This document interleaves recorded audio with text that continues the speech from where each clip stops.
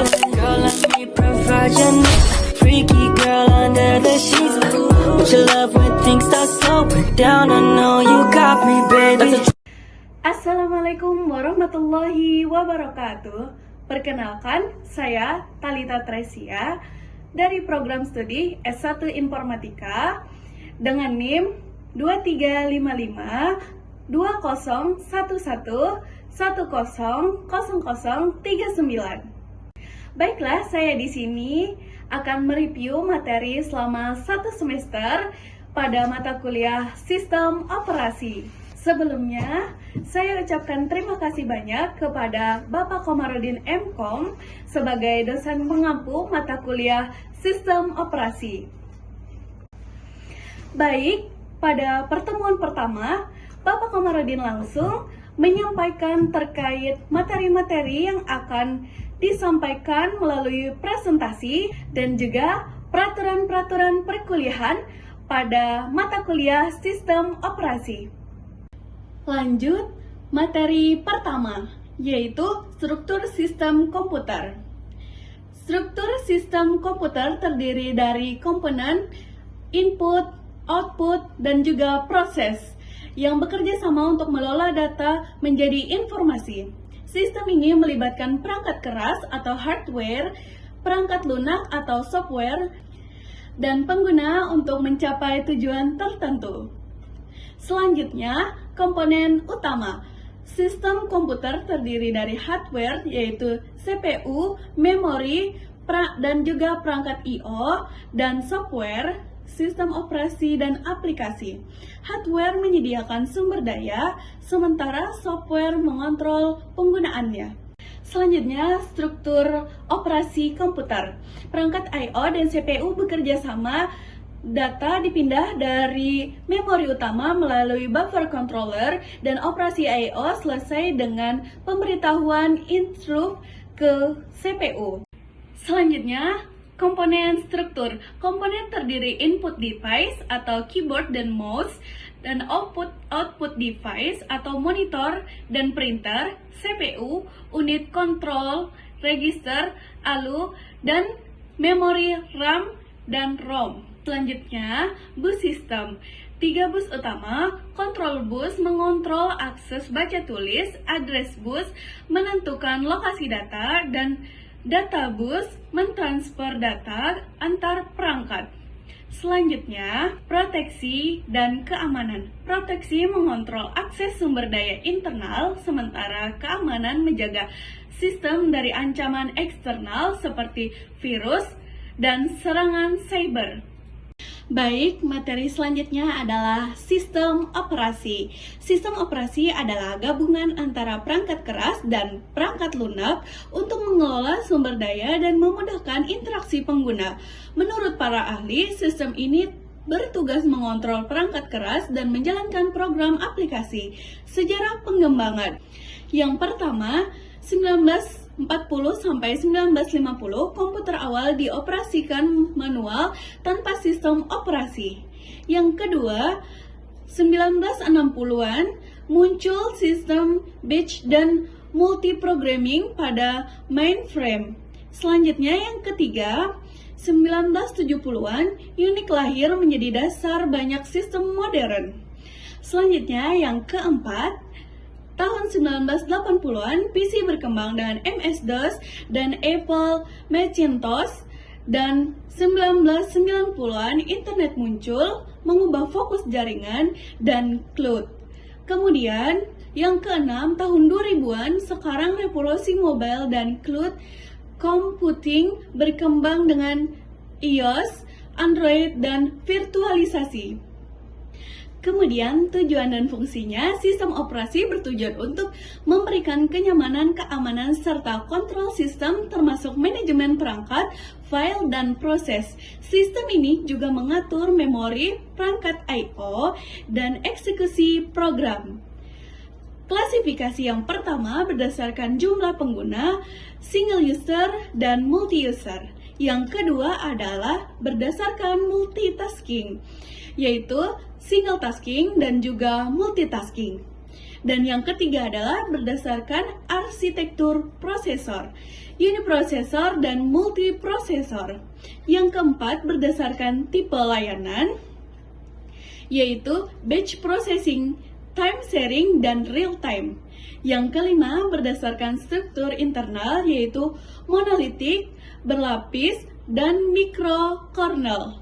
Selanjutnya yang keenam berdasarkan lingkungan pengguna, yaitu desktop, server, mobile, dan juga embedded system. Setiap klasifikasi mencerminkan kebutuhan dan fungsi khusus sistem operasi dalam berbagai perangkat dan lingkungan. Baik, pada sesi tanya jawab pada materi ini ada 3 pertanyaan. Akan saya jawab secara singkat. Pertanyaan yang pertama, apa itu multitasking dan sistem operasi? Jawabannya secara singkat yaitu multitasking memungkinkan CPU menjalankan beberapa tugas bersamaan dengan cepat berganti tugas termasuk multiprogramming dan time sharing. Baik, pertanyaan yang kedua, apa kendala utama yang dihadapi oleh sistem operasi dalam manajemen proses? Jawabannya, kendala utama dalam manajemen proses adalah penjadwalan, konflik sumber daya, alokasi memori yang tidak efisien, dan sinkronisasi proses. Selanjutnya, pertanyaan yang ketiga. Apa kelemahan dan kelebihan MS-DOS dibandingkan sistem operasi berbasis GUI? Jawabannya adalah MS-DOS efisien dan memberikan kontrol langsung, tapi kurang ramah pengguna dan terbatas dalam multitasking serta aplikasi multimedia dibandingkan dengan sistem operasi berbasis GUI. Lanjut, materi selanjutnya yaitu proses dan penjadwalan. Proses, program yang sedang berjalan dan terbagi menjadi tumpukan, heap, teks, dan data dalam memori. Proses memiliki 5 status utama yaitu awal, siap, berjalan, menunggu, dan dihentikan atau keluar.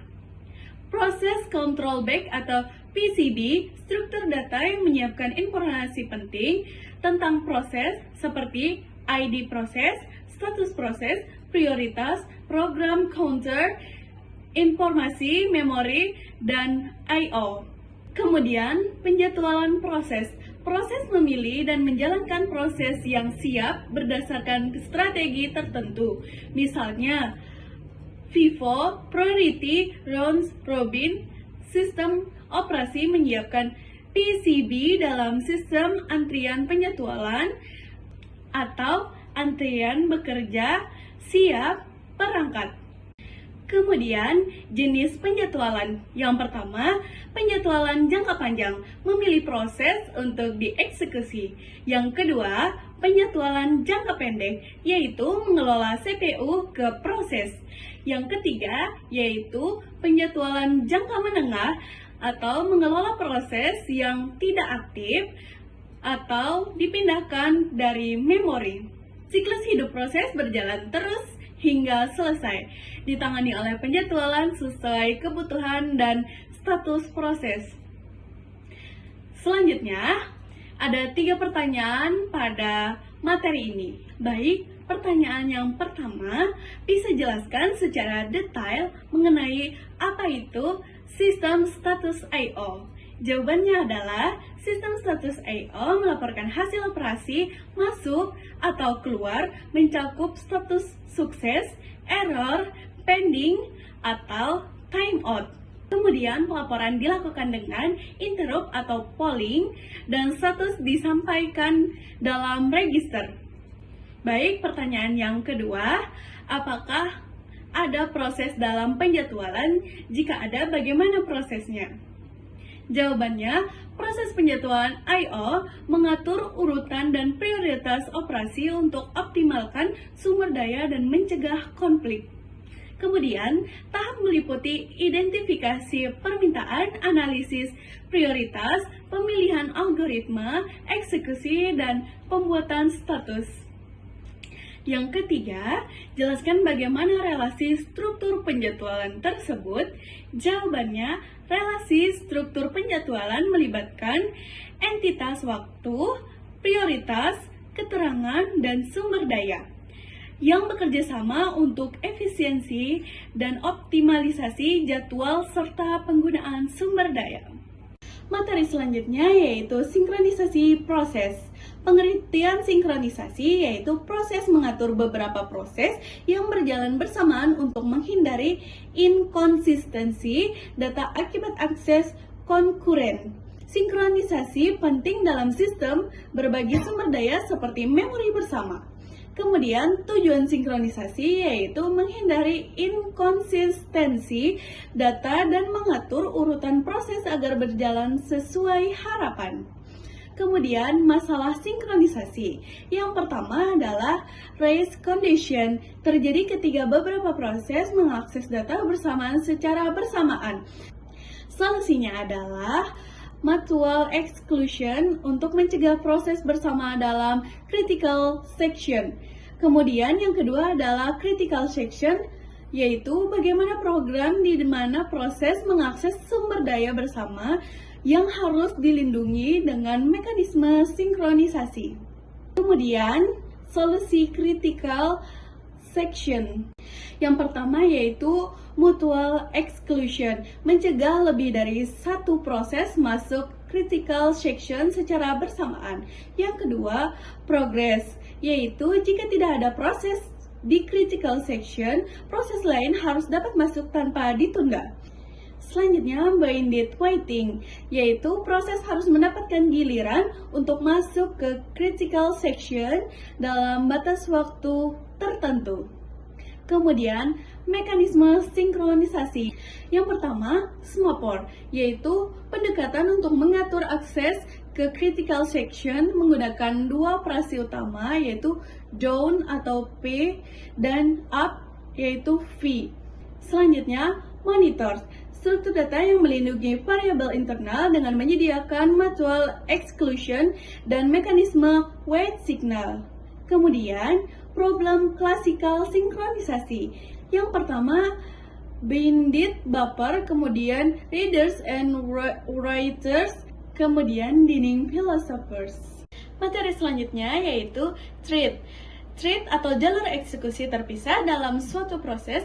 Beberapa thread dapat berjalan paralel dalam suatu proses, meningkatkan kinerja dan responsivitas, terutama pada sistem multiprosesor. Kemudian manfaat thread, yang pertama meningkatkan kinerja, yang kedua responsivitas lebih baik, kemudian yang ketiga pemanfaatan multiprosesor, yang keempat penggunaan waktu respon, dan yang kelima pembagian tugas besar menjadi lebih kecil. Kemudian jenis thread. Thread dibagi menjadi dua, yaitu user level thread dan dikelola di level pengguna, lebih fleksibel namun rentan terhadap pemblokiran seluruh proses. Yang kedua yaitu kernel level thread yang dikelola oleh kernel dengan overhead lebih tinggi namun lebih efektif pada multiprosesor. Selanjutnya, sinkronisasi thread.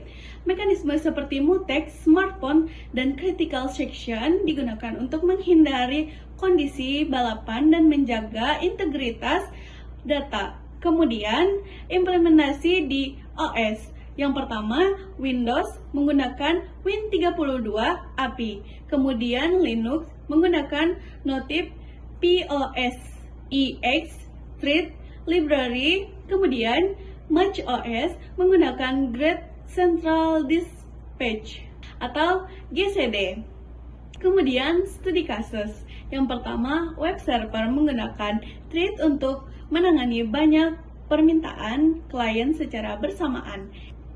Kemudian, Java memanfaatkan thread untuk multitasking melalui API Java Util Concurrent.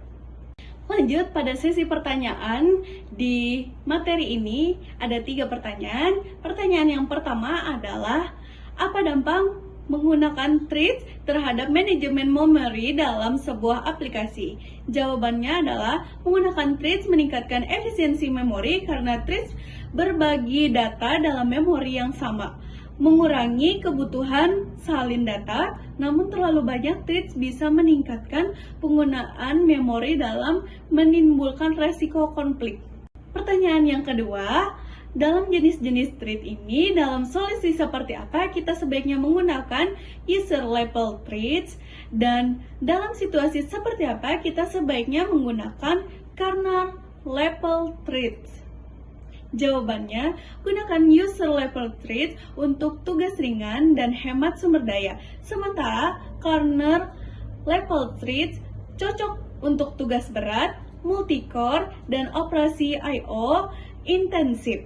Dan pertanyaan yang ketiga yaitu jelaskan tentang apa itu kernel level threads. Jawabannya adalah kernel level threads atau KLT dikelola oleh sistem operasi dan memungkinkan pengguna banyak core atau CPU. KLT efisien untuk tugas berat namun lebih lambat karena interaksi dengan sistem operasi. Materi selanjutnya yaitu operasi file. Pengertian file dan operasi file.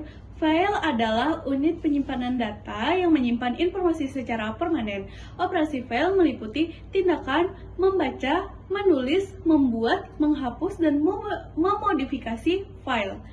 Kemudian jenis file terbagi menjadi dua, yaitu file teks dan file binary.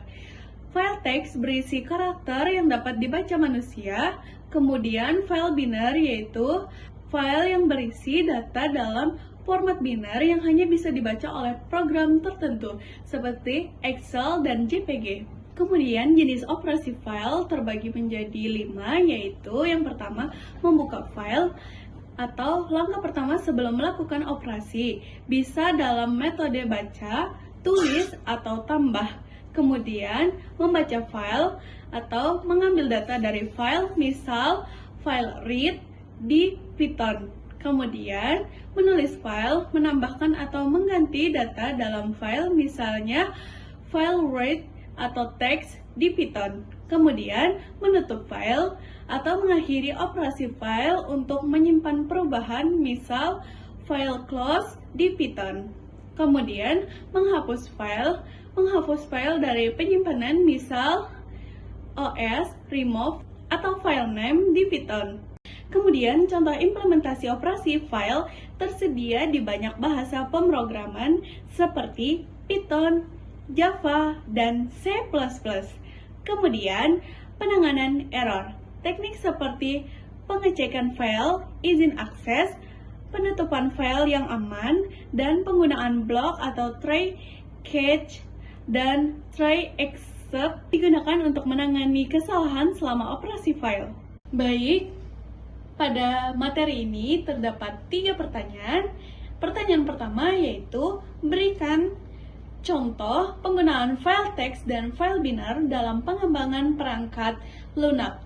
Jawabannya adalah file teks menyimpan data yang mudah dibaca manusia seperti konfigurasi, log, dan CSV. Contohnya adalah file konfigurasi aplikasi dan file log. File binary digunakan untuk data kompleks seperti gambar dan audio yang lebih efisien dalam ruang penyimpanan. Kemudian pertanyaan yang kedua yaitu sebutkan 5 format file beserta penjelasannya. Jawabannya yang pertama PDF, format dokumen yang mempertahankan tampilan asli. Yang kedua dokumen atau format dokumen Microsoft Word untuk mengelola kata. Yang ketiga, JPG atau format gambar dengan kompresi. Kemudian, MP3, format audio terkompresi. Kemudian, zip, yaitu format kompresi untuk menggabungkan file. Kemudian pertanyaan yang ketiga yaitu mengapa buffer penting dalam operasi file? Jawabannya, buffer penting untuk efisiensi transfer data antara aplikasi dan perangkat. Kemudian mengurangi waktu tunggu dan meningkatkan kecepatan pemrosesan I/O. Kemudian, buffer juga menjaga integritas data dan mengurangi overhead sistem. Baik, materi yang selanjutnya adalah deadlock atau kebuntuan. Definisi deadlock. Deadlock adalah di mana proses saling menunggu sumber daya yang sedang digunakan oleh proses lain sehingga tidak ada proses yang dapat melanjutkan eksekusi. Selanjutnya, penyebab deadlock. Penyebab deadlock dibagi menjadi 4. Yang pertama yaitu mutual exclusion, yaitu sumber daya hanya dapat digunakan oleh satu proses pada satu waktu. Kemudian hold and wait, proses yang memegang sumber daya dapat menunggu sumber daya lain. Selanjutnya, no preemption atau sumber daya tidak bisa diambil paksa. Kemudian circular wait atau ada rantai proses yang saling menunggu. Kemudian ada 4 poin terkait pencegahan deadlock, yaitu yang pertama meningkatkan mutual exclusion. Beberapa proses dapat mengakses sumber daya bersamaan. Kemudian yang kedua mencegah hold and wait, proses tidak boleh menahan sumber daya saat menunggu. Dan yang ketiga adalah mengizinkan preemption, sumber daya dapat diambil dari proses yang sudah menggunakannya. Keempat, menghindari circular wait atau menentukan urutan pemberian sumber daya. Kemudian penanganan deadlock. Yang pertama yaitu deteksi dan pemulihan, mendeteksi deadlock dan menghentikan proses terlibat. Yang kedua adalah menghentikan semua proses yang terlibat deadlock. Yang ketiga adalah penghentian berdasarkan prioritas atau mengakhiri proses dengan prioritas rendah. Contoh kasus yaitu dalam sistem printer bersama, dua pengguna dapat mengalami deadlock jika saling menunggu giliran akses yang terkunci. Baik, pada materi ini dan di sesi tanya jawabnya ada 3 pertanyaan. Pertanyaan yang pertama yaitu apa peran circular wait dalam terjadinya deadlock dan bagaimana cara menghindarinya? Jawabannya adalah circular wait menyebabkan deadlock dengan menciptakan rantai proses yang saling menunggu sumber daya. Cara menghindarinya, yang pertama, pemesanan urut. Tentukan urutan sumber daya untuk mencegah siklus. Yang kedua, algoritma Banker atau analisis kebuntuan sumber daya sebelum pengalokasian. Kemudian, hold and wait prevention atau proses harus meminta semua sumber daya sekaligus. Kemudian, time out atau tentukan batas waktu untuk menunggu sumber daya. Lanjut ke pertanyaan yang kedua, yaitu mengapa deadlock lebih sering terjadi pada sistem multiprogramming? Jawabannya adalah deadlock lebih sering terjadi pada proses multiprogramming karena banyak proses yang bersaing untuk sumber daya terbatas, alokasi bertahap, dan kondisi hold and wait. Sistem multiprogramming juga lebih kompleks dalam manajemen proses dan meningkatkan resiko deadlock. Selanjutnya, pertanyaan yang ketiga, yaitu apakah deadlock terbagi menjadi beberapa jenis? Dan jika iya, maka sebutkan dan jelaskan jenis-jenis tersebut. Jawabannya adalah deadlock terbagi menjadi 5 jenis.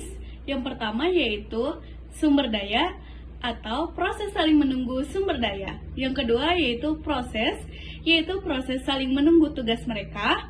Kemudian circular, proses membentuk siklus menunggu satu sama lain. Kemudian, waktu tunggu atau proses menunggu sumber daya tanpa batas. Selanjutnya, transaksi atau deadlock dalam sistem basis data antara transaksi. Materi selanjutnya yaitu manajemen memori. Definisinya yaitu manajemen memori mengatur penggunaan RAM untuk memastikan setiap aplikasi mendapat memori yang cukup dan dapat beroperasi efisien. Kemudian, ini mencakup alokasi, dealokasi, dan pengelolaan perpindahan data antara memori utama dan sekunder. Yang kedua yaitu tugas utama.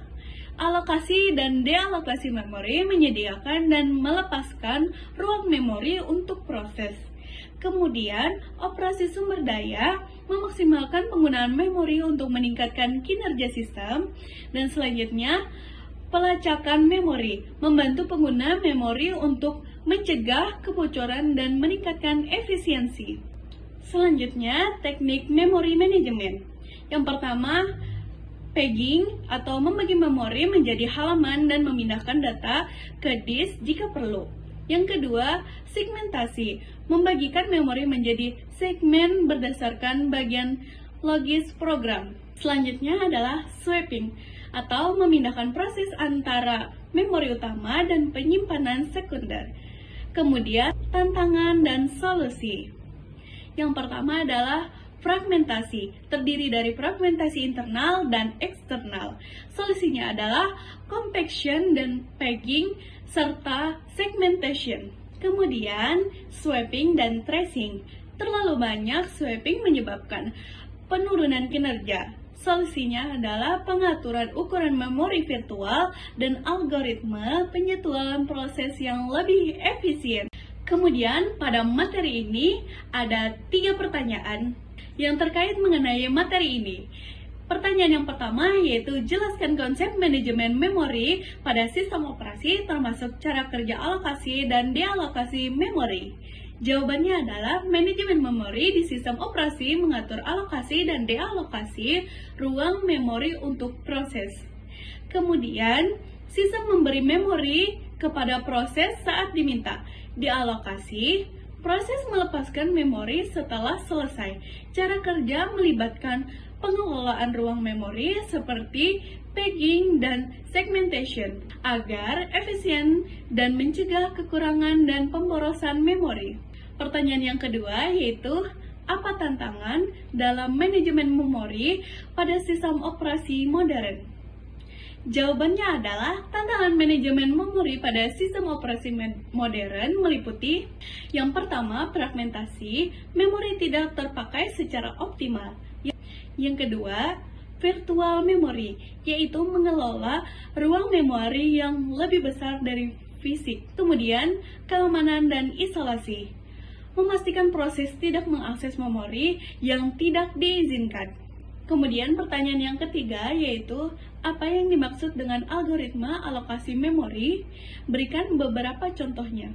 Jawabannya adalah fragmentasi, memori tidak terpakai secara optimal. Yang kedua adalah mengelola ruang memori yang lebih besar dari fisik. Dan yang ketiga adalah keamanan dan isolasi, memastikan proses tidak mengakses memori yang tidak diizinkan. Materi selanjutnya adalah virtual memory. Virtual memory adalah teknik yang memungkinkan sistem operasi menggunakan hard disk sebagai memori tambahan atau RAM untuk meningkatkan kapasitas memori yang tersedia. Ini memungkinkan program tanpa memikirkan keterbatasan memori fisik. Virtual memory menggunakan mekanisme pegging untuk memindahkan bagian kode yang tidak terpakai ke hard disk. Kemudian fungsi virtual memory mengatasi kekurangan kapasitas RAM, kemudian berfungsi sebagai cadangan RAM tapi tidak menggantikannya, dan selanjutnya menyimpan data sementara di hard disk dan mengaksesnya ketika dibutuhkan. Selanjutnya, demand paging adalah teknik di mana data hanya dipindahkan ke memori utama jika diperlukan, mengurangi kebutuhan I/O dan meningkatkan efisiensi. Selanjutnya, page replacement terjadi ketika tidak ada ruang kosong di memori utama dan sistem perlu mengganti halaman yang ada dengan halaman baru dari disk. Terdapat berbagai algoritma untuk mengelola ini, seperti FIFO atau First In, First Out, Optimal, dan LRU.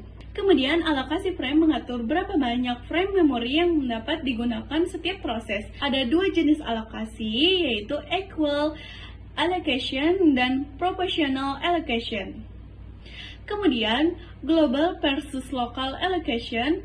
Pada global allocation, frame bisa dipindahkan antara proses. Pada lokasi allocation, frame terbatas untuk setiap proses. Lanjut, tracing terjadi ketika proses terus-menerus menggantikan halaman di memori karena kekurangan frame mengurangi kinerja sistem. Selanjutnya, materi ini menjelaskan bagaimana sistem memori virtual bekerja untuk mengoptimalkan penggunaan memori fisik dengan menggunakan disk sebagai memori tambahan. Baiklah, pada materi ini ada 3 pertanyaan. Pertanyaan yang pertama yaitu, apa dampak penggunaan memori virtual terhadap kinerja sistem? Jawabannya adalah, penggunaan memori virtual dapat memperlambat kinerja akses data ke hard disk lebih lambat daripada RAM. Namun, memori virtual memungkinkan sistem menangani lebih banyak tugas dan menjaga kestabilan meskipun memori fisik terbatas. Lanjut, pertanyaan yang kedua, apakah virtual memory bisa dibuat versi ROM? Jika tidak bisa, jelaskan masalah yang akan ditimbulkan jika ROM memiliki virtual memory.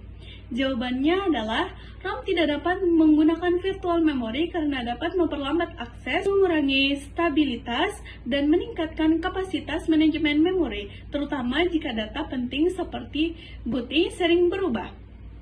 Pertanyaan yang ketiga, apa keuntungan dan kerugian dari penggunaan virtual memory? Baik, keuntungan menggunakan virtual memory yaitu meningkatkan multitasking dan kinerja sistem, kemudian menghemat ruang memori fisik, dan kerugiannya adalah lebih lambat daripada RAM. Selanjutnya dapat menurunkan kinerja jika menggunakan hard disk mekanis, kemudian bisa menyebabkan ketidakstabilan jika digunakan salah. Materi selanjutnya yaitu keamanan file system. Ancamannya adalah malware dan ransomware, yaitu mengakses, mengekskripsi, dan menghancurkan data. Yang kedua, mengakses tidak sah dan peretasan. Pengakses tidak sah mencuri data atau merusak data. Selanjutnya, serangan DOS atau gangguan akses data yang sah. Kemudian, insider threat atau ancaman dari penggunaan eksternal yang memiliki akses sah. Selanjutnya, strategi keamanan. Yang pertama, pengelolaan hak akses atau membatasi akses dengan ACL. Yang selanjutnya, enkripsi data atau melindungi data menggunakan algoritma. Yang ketiga, yaitu audit dan monitoring atau memantau aktivitas penggunaan untuk mendeteksi ancaman. Kemudian, pembaruan dan patching atau menutup celah keamanan dengan pemburuan sistem. Selanjutnya, backup berkala, penyimpanan salinan data untuk mencegah kehilangan data. Selanjutnya, sistem deteksi intrusi atau IDS, mendeteksi ancaman secara dini. Kemudian, studi kasus, bank menggunakan enkripsi, kontrol akses ketat, audit rutin, dan backup otomatis untuk melindungi data pelanggan. Baiklah, pada sesi ini ada 3 pertanyaan. Pertanyaan yang pertama yaitu, mengapa two-factor authentication atau 2FA dianggap memberikan tingkat keamanan yang lebih tinggi? Sebutkan keuntungan 2FA dibandingkan dengan metode autentikasi lainnya. Jawabannya adalah two-factor authentication atau 2FA meningkatkan keamanan dengan memerlukan 2 bentuk verifikasi. Biasanya, sesuatu yang diketahui atau password dan sesuatu yang dimiliki, misalnya kode dari ponsel, keunggulannya dibandingkan metode lainnya. Selanjutnya, pertanyaan yang kedua, bagaimana cara melindungi jaringan dari serangan malware? Melindungi jaringan dari malware dengan yang pertama, memasang perangkat lunak antivirus dan firewall, dan yang kedua, mengupgrade perangkat lunak secara teratur. Yang ketiga adalah mendidik pengguna untuk tidak membuka email atau link yang mencurigakan. Yang keempat adalah menggunakan enkripsi dan VPN untuk komunikasi aman. Pertanyaan yang ketiga yaitu, apa perbedaan antara permission di Windows dan di Linux? Jawabannya adalah, Windows permission berbasis ACL atau Access Control List memungkinkan penempatan izin lebih spesifik ke pengguna atau grup, sedangkan Linux permission berbasis user, group, dan others dengan izin baca tulis dan eksekusi yang lebih sederhana. Selanjutnya, input-output system. Input dalam sistem komputer adalah data atau informasi yang dimasukkan melalui perangkat input seperti keyboard, mouse, scanner, mikrofon, atau sensor. Perangkat ini memungkinkan pengguna untuk memberikan instruksi atau data yang kemudian akan diproses oleh sistem untuk menghasilkan output. Jenis-jenis perangkat input mencakup keyboard atau memasukkan teks, mouse atau interaksi grafis, scanner atau mengubah dokumen fisik menjadi digital, dan sensor yang menangkap data dari lingkungan sekitar. Kemudian, output adalah hasil yang dikeluarkan setelah data diproses oleh sistem. Hasil yang disajikan kepada pengguna melalui perangkat output seperti monitor, printer, speaker, atau proyektor. Output memungkinkan pengguna untuk memahami informasi yang telah diproses oleh sistem, baik dalam bentuk visual, suara, dan cetakan fisik. Sistem komputer itu sendiri merupakan keseluruhan yang terdiri dari perangkat keras atau hardware, perangkat lunak atau software, dan pengguna. Perangkat keras meliputi komponen fisik seperti CPU, memori, dan perangkat input-output. Sedangkan perangkat lunak adalah program yang menjalankan instruksi pada komputer. Sistem ini bekerja secara terintegrasi untuk memproses data input dan menghasilkan output yang dapat dimanfaatkan oleh pengguna. Kemudian, proses dalam sistem komputer adalah tahap pengelolaan data input yang diterima oleh CPU, di mana perhitungan dan manipulasi dilakukan sesuai dengan instruksi dari perangkat lunak. Proses ini menghasilkan informasi atau data yang kemudian disajikan sebagai output melalui perangkat output. Dengan demikian, input, proses, dan output bekerja secara berurutan dalam sistem komputer untuk menghasilkan informasi yang berguna bagi pengguna. Baiklah, pada sesi ini ada 3 pertanyaan lagi. Pertanyaan yang pertama yaitu, jelaskan lebih tentang umpan balik dalam konteks output sistem dan berikan contohnya. Jawabannya adalah, umpan balik atau feedback dalam konteks output sistem adalah informasi yang dikirim kembali ke sistem untuk membantu menyesuaikan atau mengoreksi proses selanjutnya. Contoh, pada sistem kontrol suhu, suhu yang terdeteksi oleh sensor mengubah pengaturan pemanas agar suhu tetap stabil. Pertanyaan yang kedua, apa tantangan yang dihadapi dalam pengelolaan sistem input-output pada komputer? Jawabannya adalah, yang pertama, mengatasi perbedaan kecepatan antara perangkat input dan output dan CPU. Kemudian menjaga konsistensi data dalam proses transfer. Kemudian mengelola berbagai jenis perangkat I/O yang berbeda, misal keyboard, printer, disk, dan lain-lain. Kemudian mengoptimalkan pengguna bandwidth untuk mencegah bottleneck. Pertanyaan yang ketiga yaitu, bagaimana voice recognition mengubah suara menjadi input yang dapat diproses komputer? Jawabannya adalah, teknologi voice recognition mengubah suara menjadi input dengan menggunakan algoritma pengenalan suara yang mengkonversi gelombang suara menjadi teks atau perintah, lalu diproses oleh komputer sesuai dengan konteks atau instruksi yang diberikan.